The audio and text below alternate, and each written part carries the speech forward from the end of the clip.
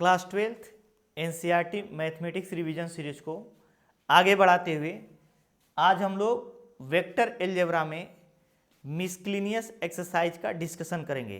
तो सबसे पहले हम लोग इसमें देखते हैं एग्जाम्पल नंबर फर्स्ट। क्या गिवन है? Write all the unit vectors in X Y plane. हमें एक्स वाई प्लेन में सभी यूनिट वेक्टर्स को लिखना है। कैसे लिखेंगे?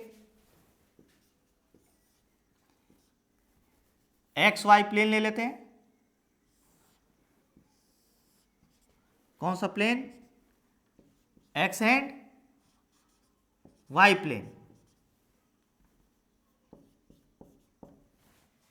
और इसमें सभी यूनिट वेक्टर्स को लिखना है। तो क्या करेंगे? यहां पे कोई वेक्टर ले लेते हैं। क्या ले लेते हैं? वेक्टर। पॉइंट ले लेते हैं, इसका पोजीशन वेक्टर ले लेते हैं। केवल यहीं पर हम लोग पॉइंट नहीं ले सकते हैं, यहां पर ले सकते हैं, यहां पर ले सकते हैं, यहां पर, मतलब जिसकी लेंथ क्या हो? 1 हो। तो जब सब इन सभी पॉइंट्स को मिलाएंगे तो किस चीज का फॉर्मेशन होगा? एक सर्किल का। तो हम लोग वेक्टर ए भी ले सकते हैं, वेक्टर ए भी ले सकते हैं। मतलब इस सर्किल पर जितने भी पॉइंट्स हैं उस किसी भी पॉइंट को लेकर ओरिजिन से मिला सकते हैं। हमें एक्स वाई प्लेन में यूनिट वेक्टर ऑब्टेंड हो जाएगा। क्या ऑब्टेंड हो जाएगा? Unit vector. इसको लिखेंगे कैसे? इसको एज्यूम कर लेते हैं थीटा है, यह एक्स है और ये क्या है? वाई है। और यूनिट वेक्टर है तो इसका मैग्नीट्यूड कितना होगा? 1। इसकी लेंथ कितनी होगी? आर वेक्टर ले लेते हैं। तो mod of R vector equal to कितना हो जाएगा? 1, क्योंकि गिवन है यूनिट वेक्टर है। अब क्या करते हैं हम लोग? एक्स और वाई को लिख लेते हैं। तो cos थीटा इक्वल्स टू होता है, cos थीटा इक्वल टू क्या लिखेंगे? X by R. X by क्या लिखेंगे? आर। इसको हम लोग ओनली आर भी लिख सकते हैं। तो आर की वैल्यू 1 है, cos theta equals to X by 1। तो यहां से एक्स की वैल्यू कितना हो जाएगा? cos theta. सिमिलरली अगर हम लोग यहां से वाई की वैल्यू फाइंड करें तो वाई इक्वल टू क्या हो जाएगा? Sine theta. क्या हो जाएगा? Sine theta. वेक्टर फॉर्म में कैसे लिखेंगे? R vector equals to X I cap, जैसे हम लोग वेक्टर्स में लिखते थे, X vector plus Y vector. R vector equal to ऐसे लिख सकते हैं, X vector plus Y vector. क्या लिख सकते हैं? R vector equal to X vector plus Y vector. तो इसको हम लोग ऐसे भी लिख सकते हैं, एक्स डायरेक्शन किधर है? ये आई एक्स है डायरेक्शन है, तो इसकी डायरेक्शन आई कैप के डायरेक्शन में, प्लस वाई किधर है? J cap. तो एक्स को क्या बोलेंगे? Cos theta into I cap plus sine theta into J cap. Cos theta I cap plus sine theta J cap. तो इस प्रकार ए एक्स वाई प्लेन में सभी यूनिट वेक्टर्स को रिप्रेजेंट कर सकता है। थीटा की वैल्यू डिफरेंट क्वाड्रेंट में डिफरेंट डिफरेंट होगा। नेक्स्ट हम लोग देखते हैं एग्जाम्पल नंबर 29 मिसक्लिनियस का।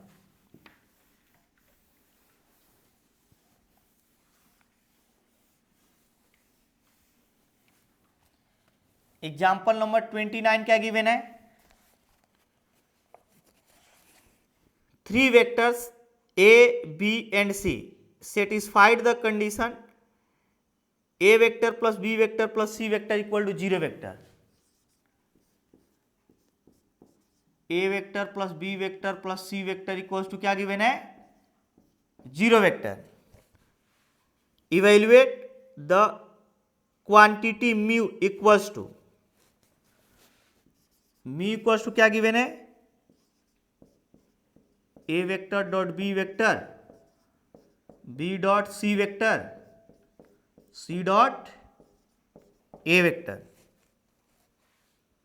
If mod of A equals to 1, mod of B equals to 4 and mod of C vector equal to 2. mod of A vector equals to 1, mod of B vector equals to क्या दिया है? Given है 4 mod of C vector equals to क्या given है 2। तो हमें me equal to A dot B, B dot C, C dot A का evaluation करना है। कैसे करेंगे? जो इक्वेशन फर्स्ट गिवन है इसका स्क्वायर कर देते हैं, स्क्वायरिंग बोथ साइड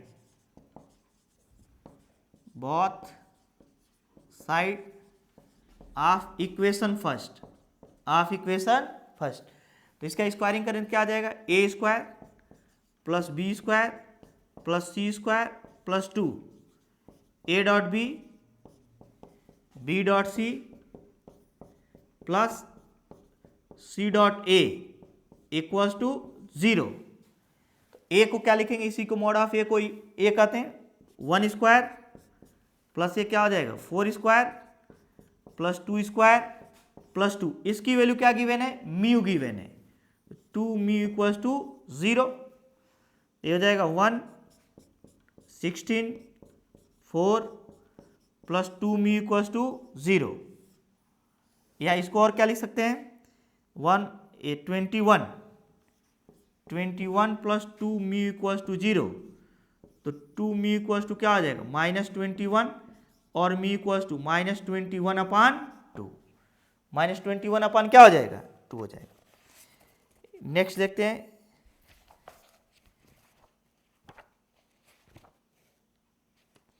मिसक्लिनियस का एग्जाम्पल नंबर 29 के बाद 30 देखते हैं। इंपॉर्टेंट क्वेश्चन है।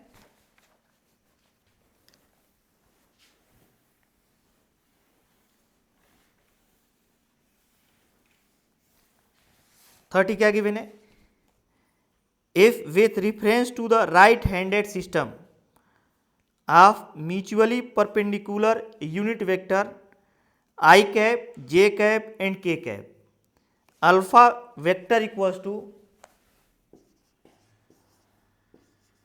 क्या गिवन है 3i cap minus J cap, beta vector equal to क्या गिवन है 2i cap plus J cap, 2i cap plus J cap minus 3k cap. Then express beta vector in form of beta vector equals to क्या given है β1 vector plus β2, β1 vector plus β2 vector, where β1 is parallel to alpha vector given है। हमें beta को β1 plus β2 के term में represent करना है इस टर्म में, और कुछ कंडीशन गिवन है। अगेन मैं रिपीट कर रहा हूं, अल्फा वेक्टर गिवन है, बीटा वेक्टर गिवन है, और कह रहे बीटा वेक्टर को β1 प्लस β2 के टर्म में रिप्रेजेंट कीजिए f β1 is parallel to alpha, जो β1 है या अल्फा के पैरेलल है, तो हम लोग क्या लिखेंगे β1 equals to lambda into alpha vector. अगर अल्फा β1 के पैरेलल है तो β1 इक्वल टू क्या लिखेंगे lambda into alpha vector. Again क्या गिवन है, and β2 is perpendicular to alpha, β2 जो है वह अल्फा के क्या है परपेंडिकुलर है, तो β2 इक्वल्स टू β2 वेक्टर और डॉट अल्फा वेक्टर, ये दोनों मिलाकर क्या हो जाएंगे 0, क्योंकि बीटा अल्फा के परपेंडिकुलर होगा तो β2 डॉट अल्फा इक्वल टू 0, और β1 अल्फा के पैरेलल होगा तो β1 equal to lambda into alpha. ये हम लोग इक्वेशन लिख सकते हैं, प्रॉपर्टी है, और इसी को ले जाकर के इसमें रख देते हैं इक्वेशन नंबर फर्स्ट में। फ्रॉम इक्वेशन फर्स्ट क्या लिखेंगे, यहां से लिखेंगे बीटा वेक्टर इक्वल्स टू β1 के प्लेस पे क्या लिख दें लैम्डा अल्फा वेक्टर और प्लस β2 वेक्टर, कितना लिख दें β2 वेक्टर। अब बीटा की वैल्यू रख देंगे, अल्फा की वैल्यू रख देंगे, लेकिन β2 की वैल्यू नहीं रख पाएंगे, तो बीटा 2 की वैल्यू कैसे रखेंगे और लैम्डा की वैल्यू कैसे रखेंगे। तो सबसे पहले हम लोग क्या करते हैं, यहां पे एक प्रॉपर्टी तो हम यूज कर दिए, इसकी वैल्यू ले जाकर यहां रख दिए, लेकिन दूसरी प्रॉपर्टी यूज करना बाकी है। क्या है, बीटा 2 के साथ डॉट प्रोडक्ट है अल्फा का। किसका है, अल्फा का। तो क्या करते हैं, ये जो इक्वेशन आया है इसके साथ डॉट प्रोडक्ट ले लेते हैं। यहां बीटा 2 है, अल्फा का डॉट प्रोडक्ट ले लेते हैं ताकि इस जो गिवन कंडीशन है इसका भी हम लोग इसमें यूज कर सके। तो taking dot product of both side, taking scalar या डॉट दोनों एक ही होता है, स्केलर और dot product of both side with respect to alpha vector, with alpha vector. किसके साथ, अल्फा वेक्टर के, अल्फा वेक्टर के साथ। तो beta dot alpha vector equals to lambda alpha vector dot alpha vector plus beta 2 dot alpha vector. Beta की value कितना given है,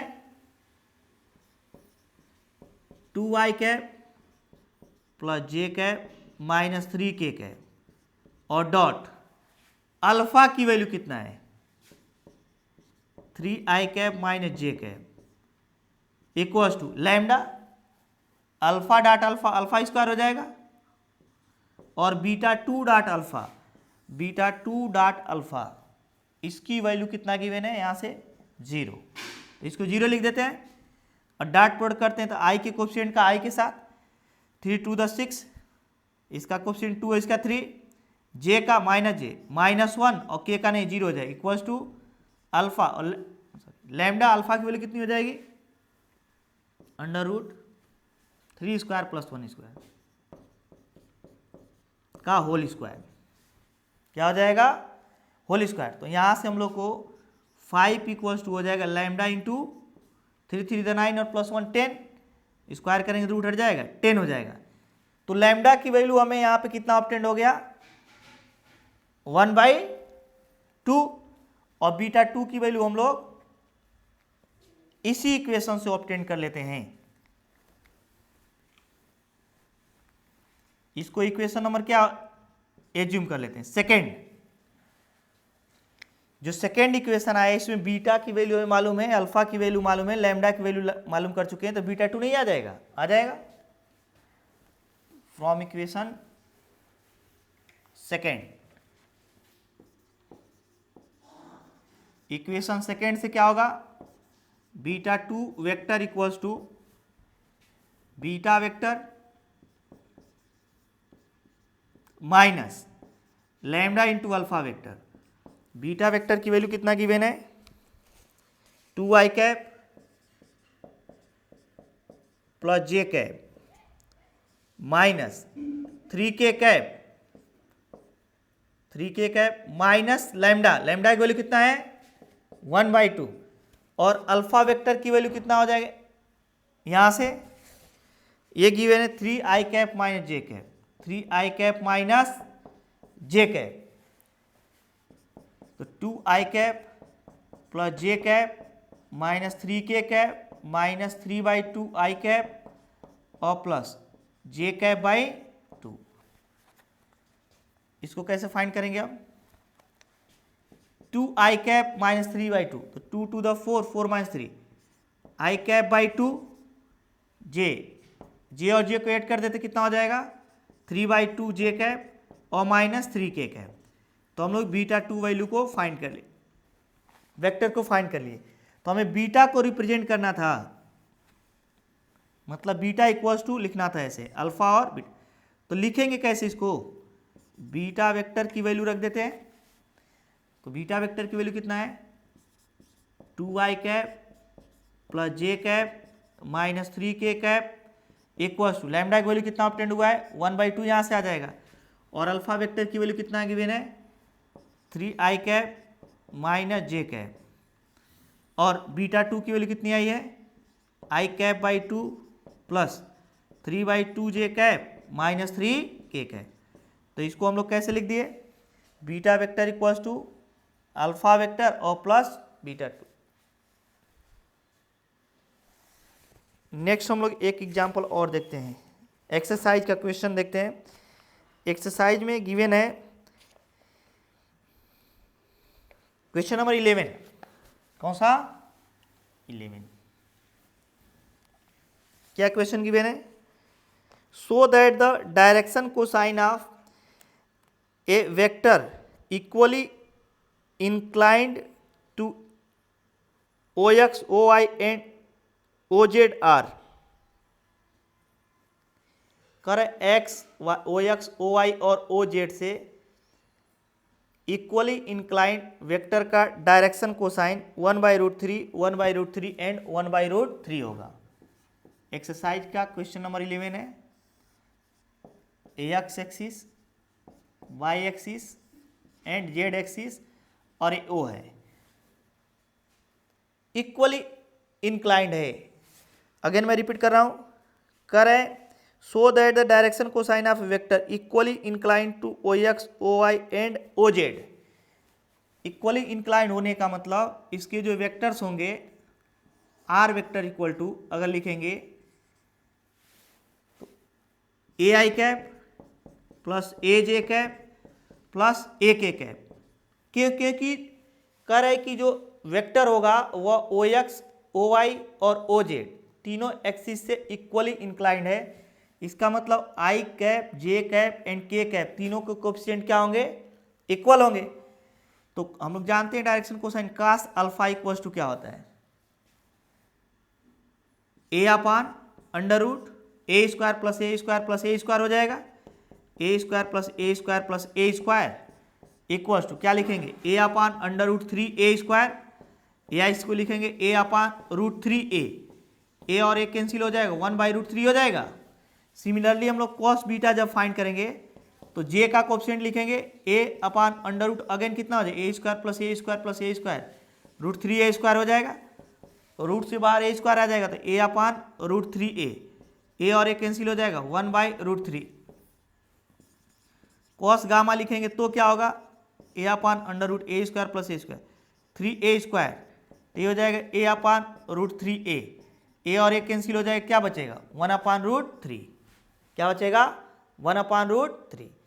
तो यह अगर कोई vector R O X, O Y और ओ जेड एक्सिस से इक्वली इंक्लाइंड हो तो उसके डायरेक्शन कोसाइन क्या होंगे, 1/√3, 1/√3 एंड 1/√3। एक क्वेश्चन और हम लोग देखते हैं, क्वेश्चन नंबर 14। क्वेश्चन नंबर 14 क्या गिवन है, if A B and C are mutually perpendicular vector of equal magnitude. इसमें गिवन है कि A B C equally mutually perpendicular vectors हैं। परपेंडिकुलर वेक्टर मतलब इनमें से कोई भी दो वेक्टर ले लेंगे, म्यूचुअली परपेंडिकुलर का मतलब तो उनके बीच का एंगल क्या होगा, 90 degree. Hence A dot B भी 0 गिवन है, बी डॉट सी भी 0 गिवन है एंड सी डॉट ए भी क्या है, 0 गिवन है। तीनों के कि तीनों म्यूचुअली परपेंडिकुलर हैं और तीनों का मैग्नीट्यूड भी इक्वल है। Hence mod of A, mod of B, mod of C equals to क्या है, एज्यूम कर लेते हैं इसकी वैल्यू के आएगी। तीनों की वैल्यू क्या है, के गिवन है। So that vector A plus B plus C is equally inclined to A vector, B vector and C vector. हमें दिखाना है कि A vector plus B vector plus C vector, A vector, B vector और C vector के साथ equally inclined है। तो क्या करेंगे, तीनों के साथ डॉट प्रोडक्ट ले चलते हैं। तो ए plus B plus C vector और डॉट ए वेक्टर कर लेते हैं। तो हमें किसके किसके बीच का एंगल फाइंड हो जाएगा, A plus B plus C and A vector के बीच का एंगल फाइंड हो जाएगा। तो इसको क्या लिखेंगे, मॉड ऑफ ए मतलब A vector plus B vector plus C vector और मॉड ऑफ ए वेक्टर, और दोनों के बीच का एंगल क्या लेते हैं, θ1, क्या लेते हैं, θ1। तो ए डॉट ए क्या आ जाएगा, A dot A plus A dot B या B dot A plus C dot A, C dot A, equals to, इसकी वैल्यू हम लोग मान लेते हैं x है, कितनी है x, कोई न्यूमेरिकल वैल्यू, क्योंकि वेक्टर का मैग्नीट्यूड लिया गया है तो कोई वैल्यू x से ऑब्टेंड होती है, एज्यूम कर लेते हैं। और मॉड ऑफ ए वेक्टर की वैल्यू क्या है, k है, और एक cos थीटा 1 क्या हो जाएगा, cos थीटा 1, तो a डॉट ए स्क्वायर हो जाएगा, ये दोनों क्या हो जाएंगे 0 इक्वल्स टू यक्स के कॉस थीटा 1, और a की वैल्यू कितना होगा k, तो k स्क्वायर हो जाएगा, क्या हो जाएगा k square equal to X के कॉस थीटा 1, तो यह k और k कैंसिल हो जाएगा, k by X equal to क्या हो जाएगा कॉस थीटा 1। तो a के साथ कितना एंगल बनाया, कॉस इनवर्स हो जाएगा ऐसा, cos inverse k by x. Similarly हम लोग b के साथ एंगल फाइंड करते हैं, किसके साथ, b के साथ। तो जब b के साथ हमें cos थीटा 1 कितना ऑब्टेंड हुआ है, यहाँ पे लिख लेते हैं, cos थीटा 1 जो ऑब्टेंड हो रहा है वह k बाई एक्स ऑब्टेंड हुआ है। अब हम लोग किस एंगल के साथ, किस वेक्टर के बीच का एंगल फाइंड करते हैं, a plus B plus C और b वेक्टर के बीच का, तो दोनों का डॉट प्रोडक्ट लेते हैं।